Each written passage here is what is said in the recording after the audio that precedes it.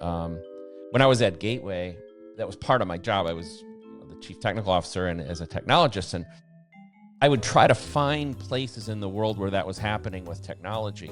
And I remembered two incidents that left a mark on me. One was I started hearing about this massive change in the gaming market in Korea. And I flew over to Korea just to observe it.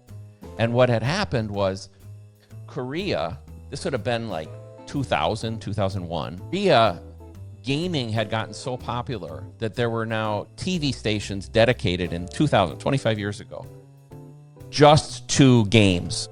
So, and they would broadcast live first-person shooter games. Mm-hmm. And the best players in the world in the games that were popular were like the Michael Jordan. They're making millions of dollars a year.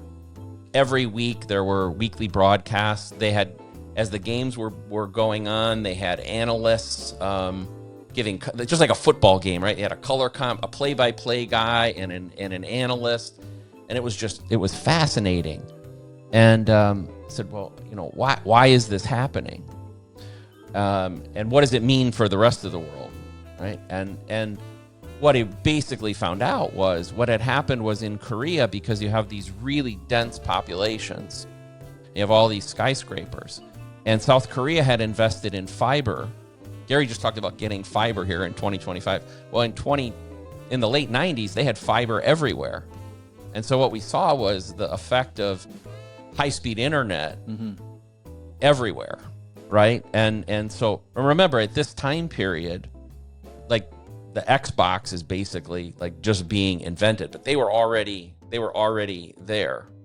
And then second thing occurred in the same time frame. I went over to the Philippines because I found out that at that time, the average Filipino in the year 2000 was sending over 22 text messages per day.